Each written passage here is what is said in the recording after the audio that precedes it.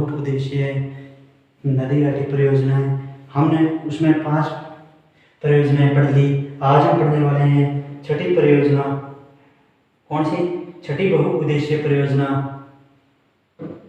छठी है हमारी कोसी परियोजना। कोसी परियोजना कहाँ बनी हुई है? कोसी परियोजना बिहार राज्य में नेपाल की किसकी सहायता से, नेपाल के सहयोग से पूरी की गई है कि जो कोसी परियोजना है वो बिहार राज्य के अंदर बनी हुई है, पर किस देश के सहयोग से पूरी की गई? वो की गई नेपाल के। अगर हम बात करें कोसी नदी कहाँ से निकलती है, तो कोसी नदी निकलती है तिब्बत के पठार से निकलकर नेपाल होते हुए बिहार के भागलपुर में के निकट गंगा में मिलती है। कहाँ मिलती है? कोसी नदी तिब्बत पठार से निकलकर नेपाल होते हुए बिहार के भागलपुर के निकट गंगा में मिलती है। अगर हम बात करें आगे मार्ग परिवर्तन तथा विनाशकारी बाढ़ों के कारण कोसी नदी को क्या कहा गया है? तो उसे कहा गया है उत्तरी बिहार का शोक। शोक किस लिए कहा गया कि जैसे बाढ़ आएगी नदी के अंदर तो वो क्या होगी? विनाशकारी बाढ़ आएंगी। जैसे जैसे ज्यादा बारिश होगी तब क्या होगी कि बाढ़ आएगी, मार्ग परिवर्तन करेगी। इस पहले तो ऐसे चल रही है नदी, कैसे? ये नदी ऐसे आई, ये नदी ऐसे आ रही है। जैसे जैसे बाढ़ हुई, पहले ऐसे आ रही थी, नॉर्मल जल था, तब बाढ़ आई, तब इस नदी ने ऐसे विकराल रूप धारण कर लिया, ऐसे फैल गई। इसलिए उसको क्या कहा गया? उत्तर बिहार का शोक कहा गया। आगे हम बात करें कोसी नहर। कोसी नदी में नहर कहां से निकलती है? जितनी भी नहरें हैं वो कहां से निकलेंगी? तो वो निकलेगी कोसी नदी में नहर कहां से निकलती है? तो वो निकलती है हनुमान नगर बैराज नेपाल से। कहां से? नेपाल से। हनुमान नगर बैराज नेपाल के अंदर से। आगे हम बात करें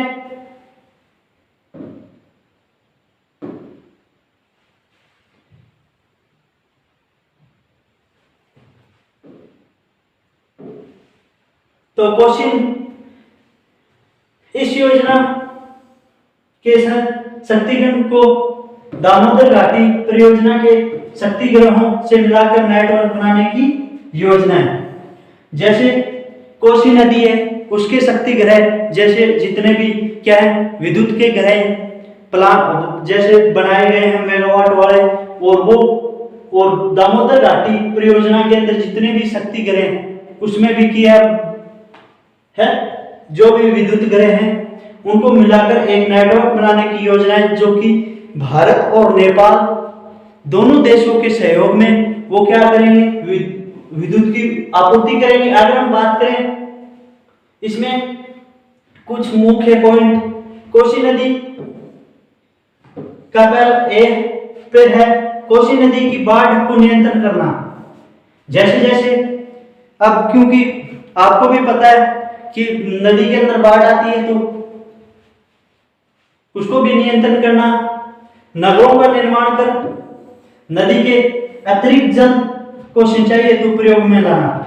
जितना भी बाढ़ का जल अतिरिक्त आ रहा है नगर जैसे शहर का निर्माण करके उसके अंदर नदी का अतिरिक्त जो ऊपर का जल है ज्यादा खतरे से, जैसे खतरे के भाव में जो नदी बह रही है कोसी नदी, तो उसका जल है वो शहरों के अंदर की तरफ लाना, क्योंकि वहां पे पेयजल वगैरह की सारी सुविधा उपलब्ध होगी, क्योंकि वहां पे जल आएगा। जल विद्युत का उत्पादन करना। चौथा इसमें भूमि कटाव पर रोक लगाना। सबसे इंपॉर्टेंट चीज कि हाँ बाढ़ आ रही है तो भूमि के ऊपर क्या है, धीरे धीरे ये नदी कटाव लेके आएगी। आगे हम बात करें मत्स्य उद्योगों में उद्योग व जल मार्गों का विकास करना, जैसे मछली पालन, मत्स्य उद्योग लगाना, जल मार्गों जल मार्ग का विकास करना कि इसके अंदर हम क्या कर सकते हैं, इस नदी के जरिए हम क्या कर सकते हैं, जल मार्ग बना के इसके एक दूसरे देश के सहयोग से क्या कर सकते हैं, हम आगे बढ़ सकते हैं। मलेरिया तथा अन्य बीमारियों पर नियंत्रण करना, ये इसकी इंपॉर्टेंट चीजें हैं। आगे हम बात करें सातवीं परियोजना कौन सी है, वो है इंदिरा गांधी या राजस्थान नहर परियोजना। क्या, इंदिरा गांधी तथा या राजस्थान नहर परियोजना। अगर हम बात करें तो यह योजना इंदिरा गांधी परियोजना विश्व में क्या है, विशालतम सिंचाई परियोजना है। ये सबसे बड़ी परियोजना, ऐसी परियोजना है जो कि विश्व के अंदर विशालतम, जैसे ये इतना बड़ा अपना सिंचाई का क्या करती है, क्षेत्र को कवर करती है, जो आज तक कोई भी नहर या कोई भी परियोजना इतना बड़ा क्षेत्र कवर नहीं कर रही। इंदिरा गांधी परियोजना विश्व की विशालतम परियोजना है। आगे हम बात करें इसका, यह परियोजना रावी, इस परियोजना में क्या है, रावी व्यास नदियों का जल सतलज में लाया गया। जैसे रावी व्यास नदी है, उस नदी का जल एकत्रित कर इस सतलज नदी में लाया गया, क्योंकि जैसे इसमें सतलज नदी में से जहां से ये नहर निकलती है वहां पे क्या होगा, जल दोनों नदियों को वहां पे जल मिलेगा, तो इस नहर में क्या होगा, राजस्थान नहर में जल का कभी भी कमी नहीं आएगी। अगर हम बात करें आगे राजस्थान के शुष्क तथा अर्धशुष्क क्षेत्रों की सिंचाई की सुविधा प्रदान करना, जैसे जैसे हमारे राजस्थान के शुष्क अर्धशुष्क क्षेत्र हैं उनकी सिंचाई की सुविधा को प्रदान करना, क्योंकि वहां पे जल की सप्लाई इसी नदी से, नहर से होगी। राजस्थान नहर या इंदिरा गांधी नहर प्रदेश की अर्थव्यवस्था और विकास को नया स्वरूप प्रदान करना। इस परियोजना का मुख्य उद्देश्य क्या है कि प्रदेश की यानी राजस्थान की अर्थव्यवस्था और विकास को का नया स्वरूप प्रदान करना। जैसे जैसे आप मान लो कि यह परियोजना, ये नदी है इंदिरा गांधी, तो इसके जितने भी ये सिंचाई क्षेत्र है इसका, ये नदी ऐसे आ रही है, तो यहाँ पे क्या होगा, यहाँ का विकास होगा, इसकी यहाँ इस एरिया की क्या होगी, अर्थव्यवस्था बढ़ेगी। इसलिए इसका मुख्य उद्देश्य क्या है, इसका मुख्य उद्देश्य क्या है, नए क्षेत्रों को सिंचित कर और कृषि योग्य भूमि को तैयार करना। जैसे इसका मुख्य उद्देश्य क्या है, जैसे जैसे ये नदी, ये परियोजना यहाँ से निकली, ये है क्या है, नया क्षेत्र हो गया। यहाँ पे क्या हो, वर्षा के ऊपर आधारित कृषि होती थी, अब क्या होने लगी, वर्षा प्लस इस परियोजना के ऊपर क्या होने लगी, कृषि होने लगी। और इसमें क्या हो, व्यास नदी पे पोंगल बांध बनाया गया, जिससे इसको इस नहर को क्या होता है, फायदा।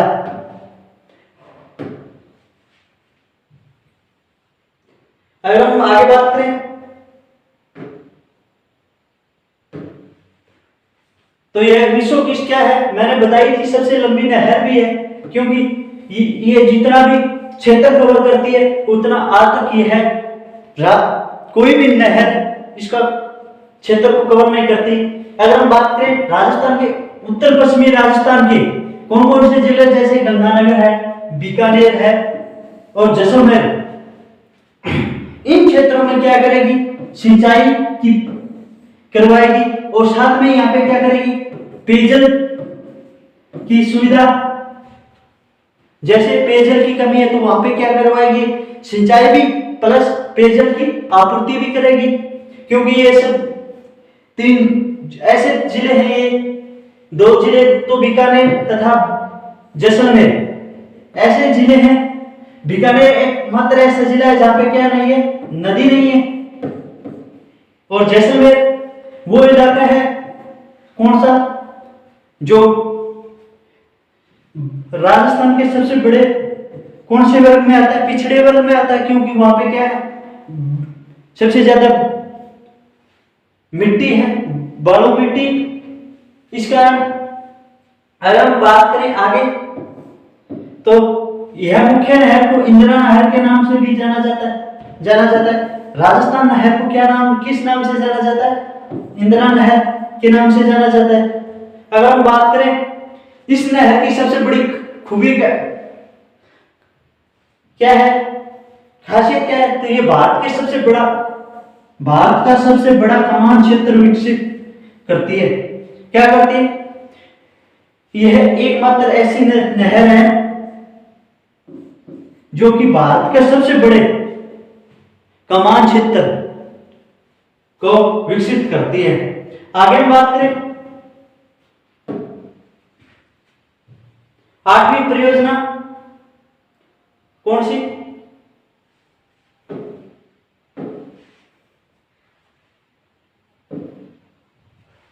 चंबल परियोजना। कौन सी, चंबल। यह किसकी सहायक है, चंबल नदी किसकी सहायक है, यमुना की सहायक नदी। चंबल के जल को उपयोग करने के लिए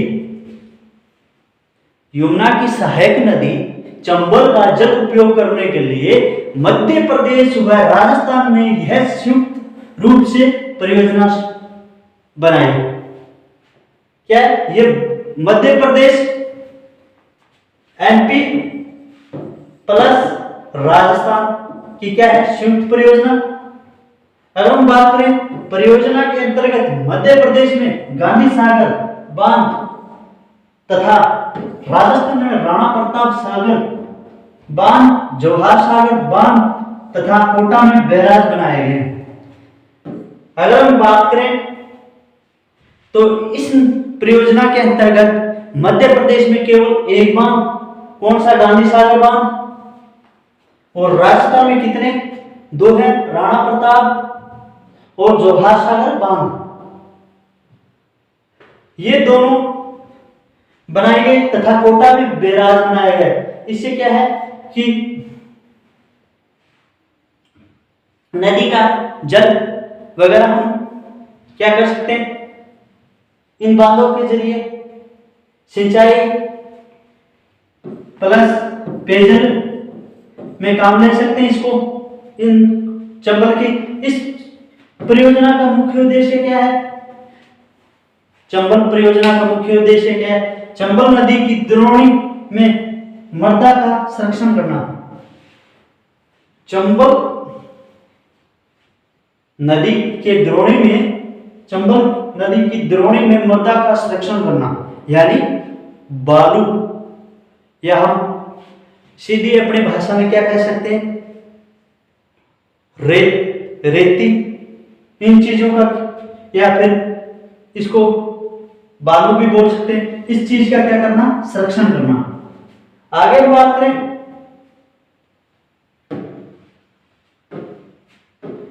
तो हमारी कितनी होगी, 8 परियोजनाएं हो गई।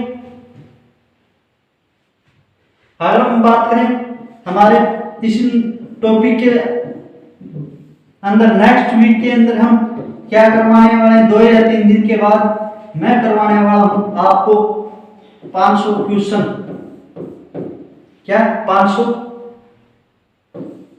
क्वेश्चन की टेस्ट लेके आ रहा हूं।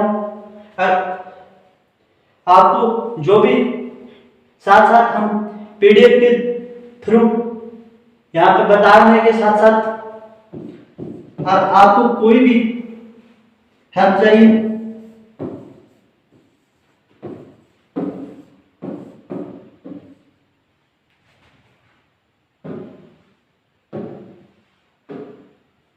तो आप डायरेक्ट व्हाट्सएप पे मैसेज कीजिए।